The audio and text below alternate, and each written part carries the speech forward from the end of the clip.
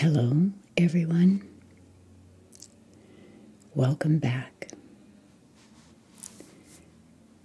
I hope you're well.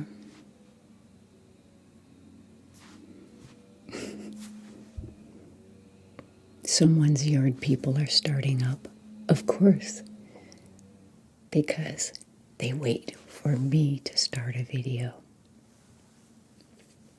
I'm just going to keep going. It really is good to be back here with you, doing this. And many of you know that our family has been through a loss lately, and we've been walking through some of that grief. And these past 3 weeks have been a time for a lot of reflection. And, when life knocks you off the path you think you're on, when that 2x4 comes along and whacks you upside, the head, it calls for some reflection and thought. And I think that's the best thing you can do for yourself. Anyway, today's video, I wanted to talk about healing.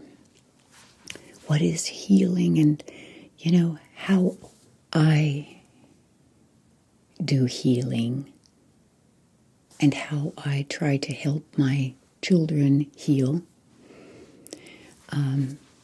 But remembering that there is no one size fits all with regard to how to heal, how to handle a tragedy, how to, how to process it, what to do with it. I'm going to go through some things that work for me. Within those things, you may find one thing that works for you. Maybe everything will be like a great big aha moment. Maybe nothing. And that's okay. There is no one size fits all. I'm going to pour me some tea. This cup says coffee, but it's tea.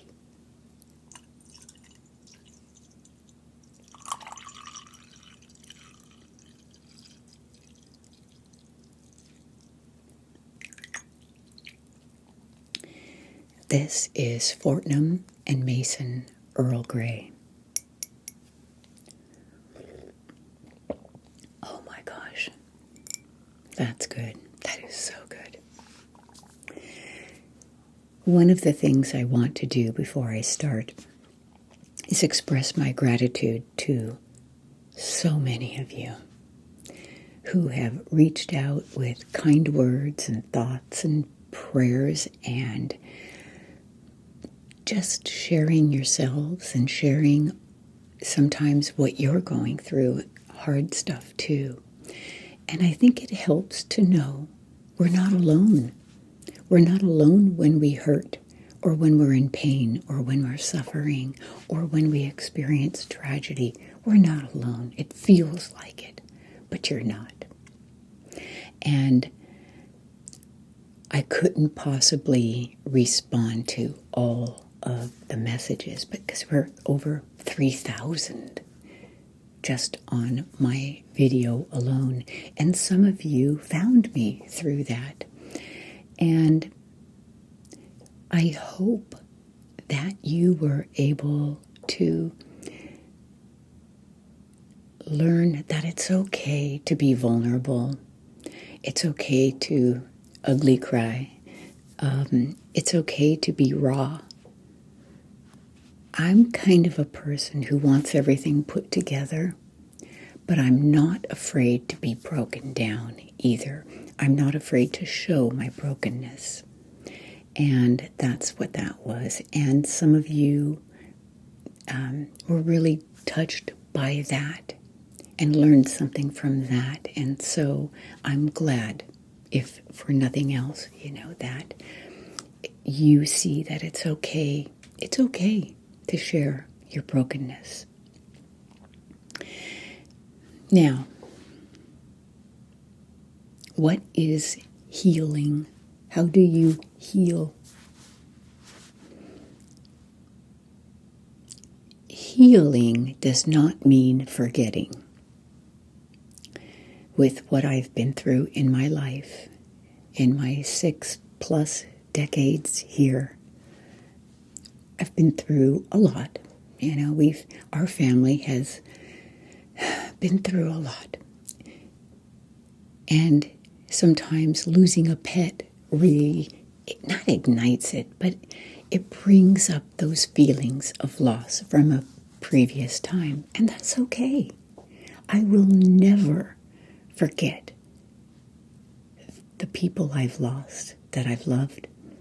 I will never, and that's okay. It's okay to hurt from that. So healing doesn't mean forgetting. I want you to remember that. And it's okay to still hurt when you think about those things.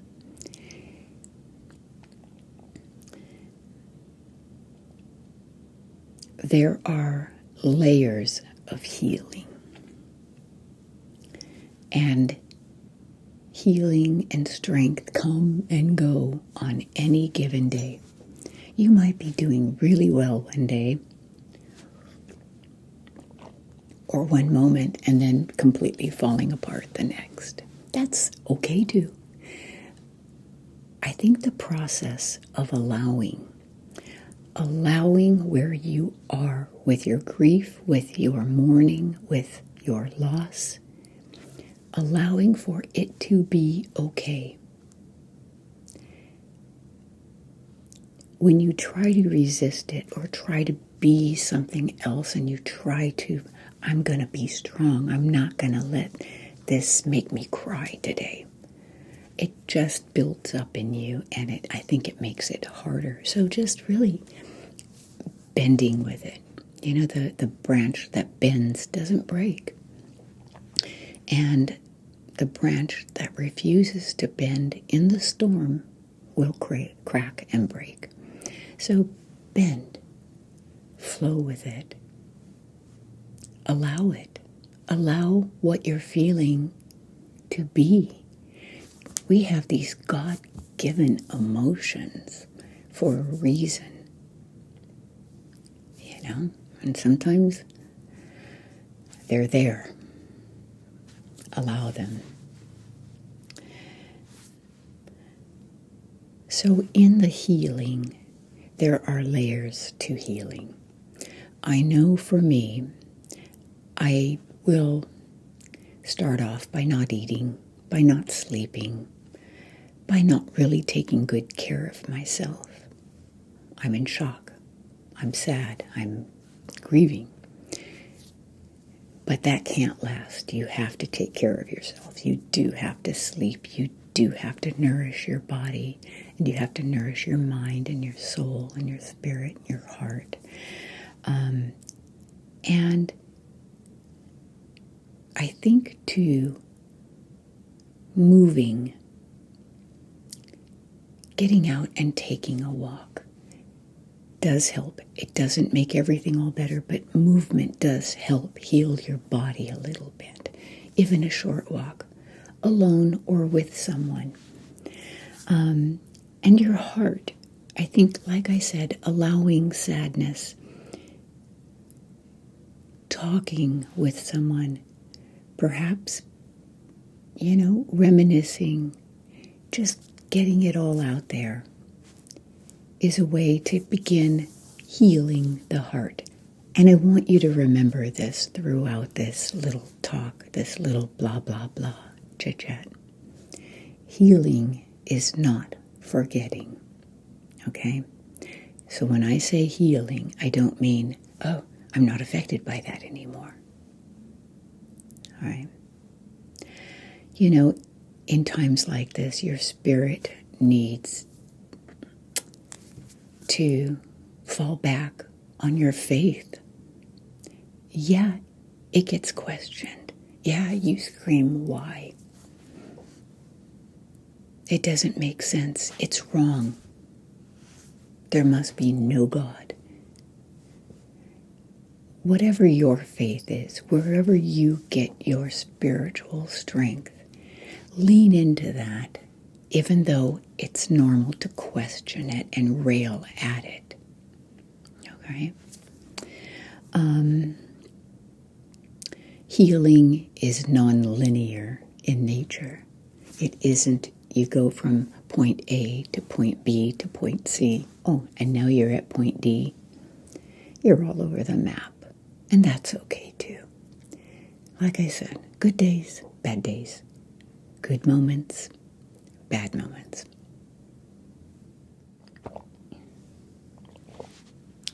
For me, it felt good kind of doing my hair and putting on some makeup because I haven't really been doing that. I just didn't care, you're just kind of... And so I'm going to do a Lori latte. Look at me. I had fun putting on makeup again today. I found joy in that. And I allowed that joy to be. It's okay to have joy again. It comes in moments, and sometimes, especially in the beginning, we feel a little guilty for laughing out loud, having something really funny, that we laugh at. It's wonderful. Joy is one of the highest levels of existence, I think. And whoever it is that loves you would want you to experience joy again.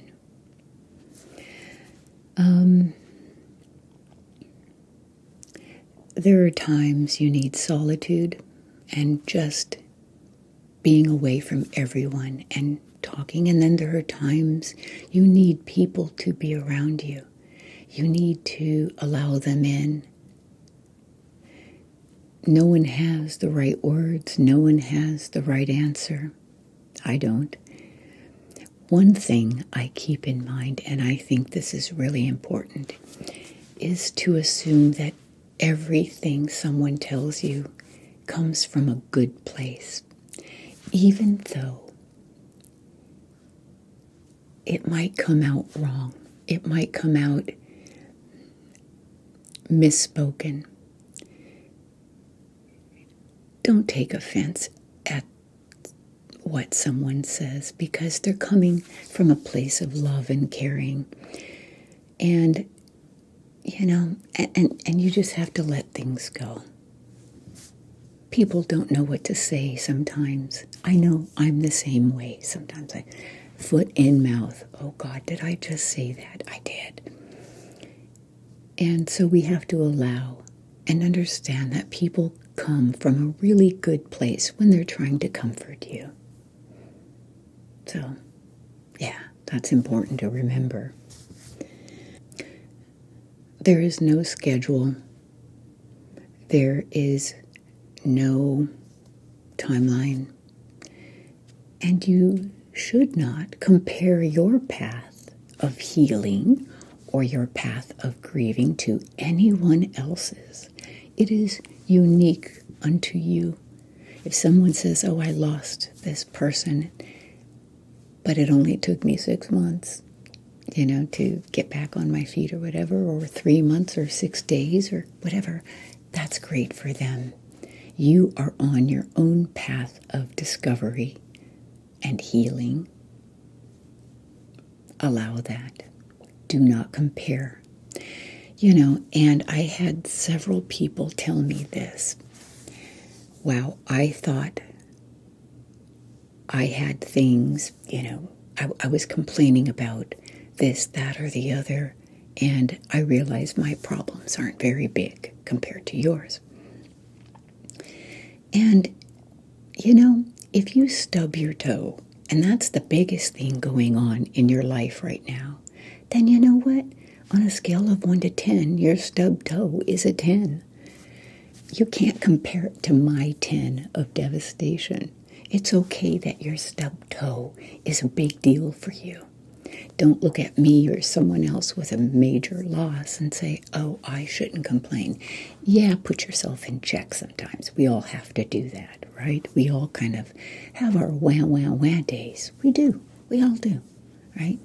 Oh, I got cut off in traffic. Somebody, had 18 things in the 10 things, checkout line. That's me who had the 18. And whatever that is, it's okay. Yeah, we get checked in life about what's really important, and it's good to remember for you to do what really is a 10 in terms of catastrophic feeling and what isn't. What is really a 2? Because sometimes we act like it's a 10. I know I do. And that's okay. It's okay. There are different ways to express yourself that may help with the healing process. For me, writing. And it might just be a sentence or 2 or 3 or 4. And I'm using my new journal or my new planner a lot. I love this. And I'll just write something down as it comes to me. And if I don't grab that, I grab something else that's nearby. I use my Bath, this journal I bought in Bath, England. I'll quickly write something down in here. Or I'll even just type it in my notes on my phone. Just to kind of get it out of my head. Because sometimes what I found out, what comes out is really beautiful. Sometimes I express things really beautifully. And it feels good. So that's something for me. For you, it could be therapy and talking to somebody. It could be long walks. It could be painting, artwork, arts and crafts, doing something creative. Prayer. Prayer helps me a lot. And it's a quiet, meditative talk. So there are multiple ways, multiple expressions of finding a rhythm that helps you heal. In the mornings, I have my coffee first thing, and I sit outside, and I'm the first one up. I'm up before dawn. And here in South Texas, it's very warm. So I go outside, and I see the sun just barely start, the light, not even the sun, starting to peek, out over the horizon. And I just watch the day. I just watch it begin. The sun's going to come up. No matter how I feel, the sun is going to come up. And I start hearing the birds sing. And it renews me. And I just sit there with my coffee.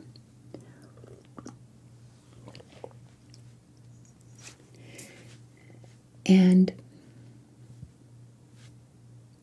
just feel myself in the moment of life and the journey of life. And knowing that I need to be grateful, even in the midst of a hurricane, emotionally. I need to find things to be grateful for. They're still out there. Loved ones, friends, people, pets, all kinds of things to be grateful for. Your health.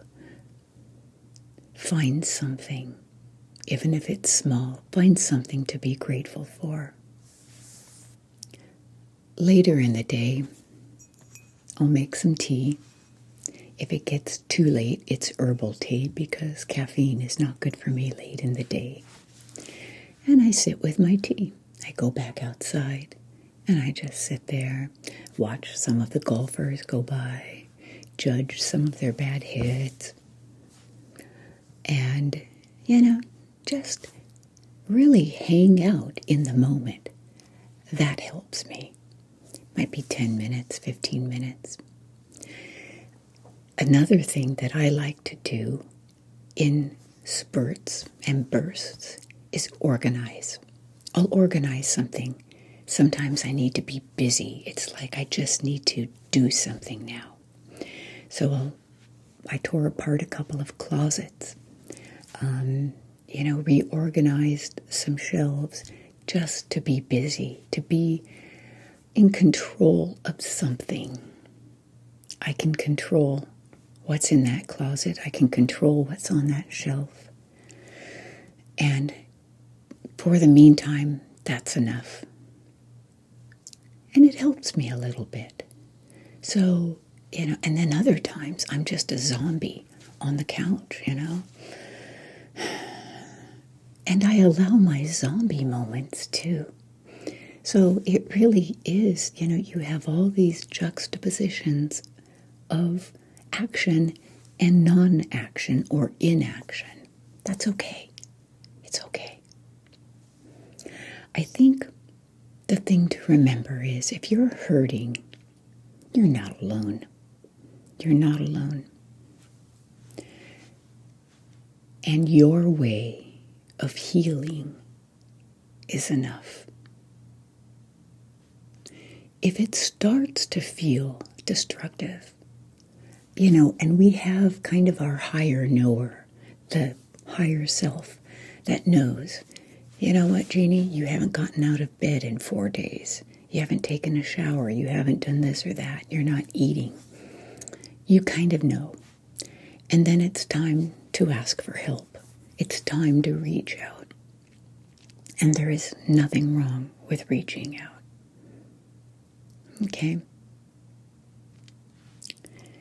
Wherever you are on your path, I hope that these gentle truths remind you that healing isn't about rushing or erasing. It's about living, remembering, finding moments of quiet strength,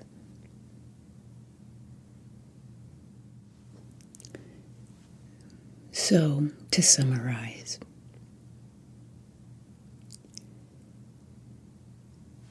healing is not linear. It looks like this. It can look like that. If it's linear for you, that's okay too. But for most of us, it's a zigzaggy process.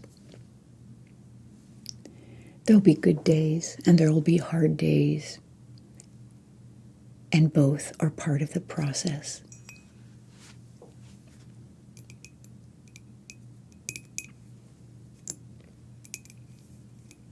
There is no timetable. Grief and recovery move at their own pace. And your pace is enough. Your pace is enough.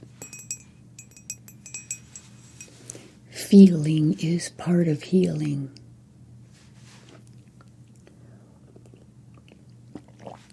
Tears, laughter, numbness, memories. It's all part of it. They all belong. Even small self-care things help. And they all matter. If it's a cup of tea, it helps. And it matters. Find small ways to be gentle with yourself and allow others to be there for you. Because while they may not have been directly affected, the act of trying to help helps them feel good too, you know?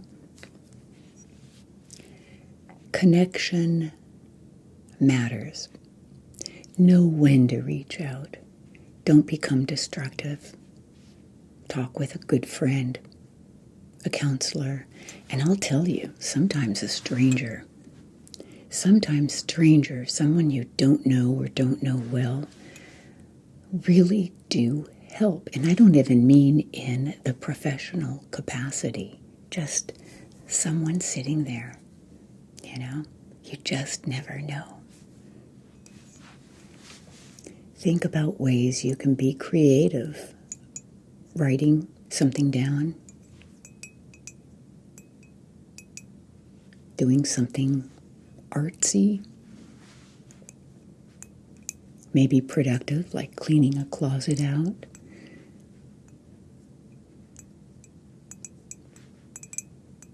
We found some real treasures that I hadn't unpacked in a long, long time, and it was kind of neat to find those things.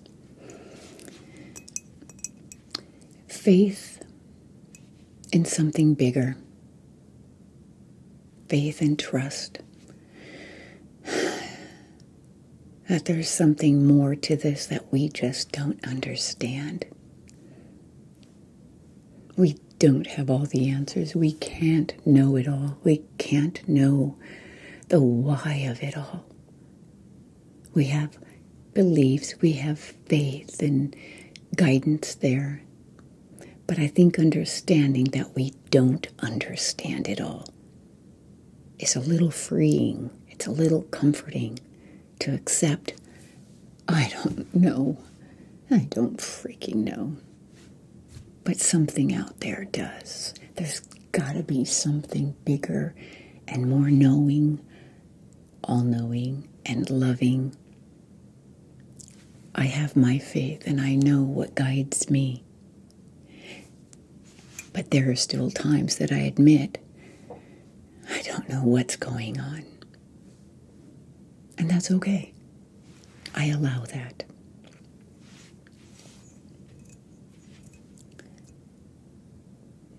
Memories are not obstacles. Thinking about something shared, thinking about a memory, and having it bring up lots of emotions is a way we show our love.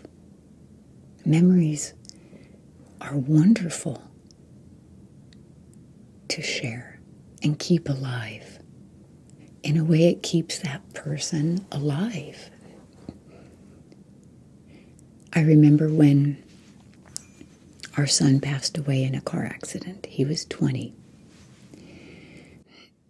And after the funeral, a lot of people came over to our house, mostly kids his age. And they started talking about some of the things that they had all experienced with our son, the shenanigans. Oh, God. Some of the funny stories, the trouble they got into, not big trouble, but crazy things, boys, teenage boys.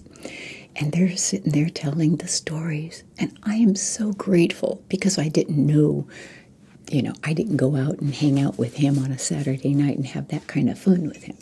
I did with my brother, but not my son. And so hearing those stories just meant a lot to me. It was hard, but it brought so much joy. And I told all the boys they're all grounded for what they did 4 years earlier. And so memories are a way to carry forward our love for that person.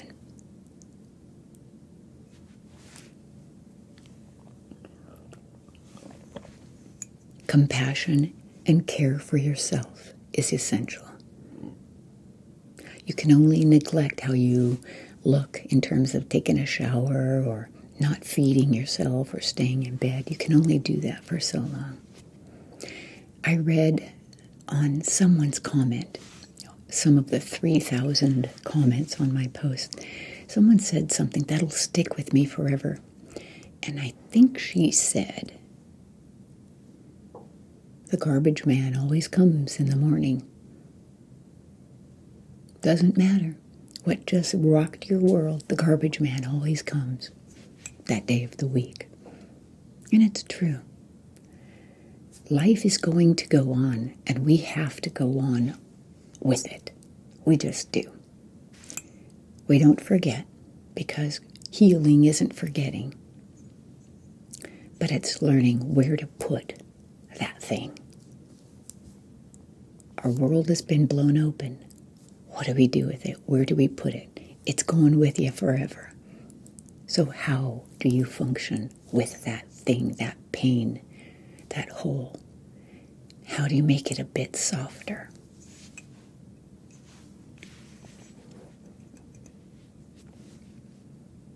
Hope does return. Light does begin to filter in. You find new meaning in things, even if it looks different than before. Your world does change. You're looking at it through new eyes. Still find things to be grateful for, because they're out there. I'm so grateful to all of you for all your love and support.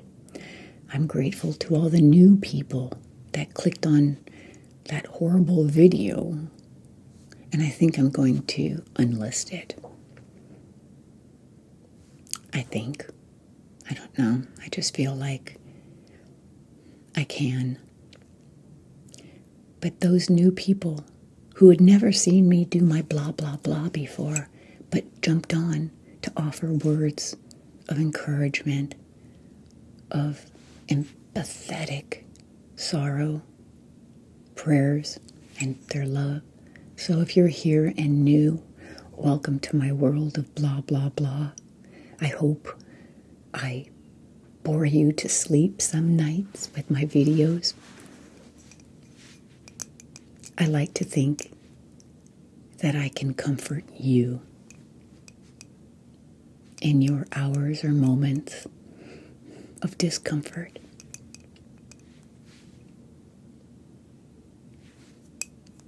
And sometimes just blah, blah, blah is enough. It's all I have sometimes. So I'm going to sign off for now. And I'm going to get back onto my schedule of creativity. If I have to fly out to be with family members, I will. And that's okay. I am there for my family first and foremost, and they know it. But I love this. I love this quiet connection with you. I love our interactions, and I love your support and how you give back to me. Thank you again for the kind words.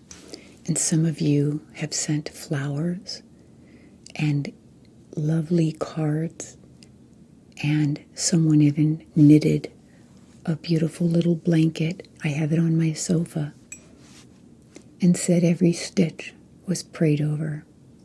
Thank you for that. Thank you for reaching out. Thank you for giving me comfort. And so now I'm going to sign off. I'm going to wish you so much wellness, health, as much happiness as can be had.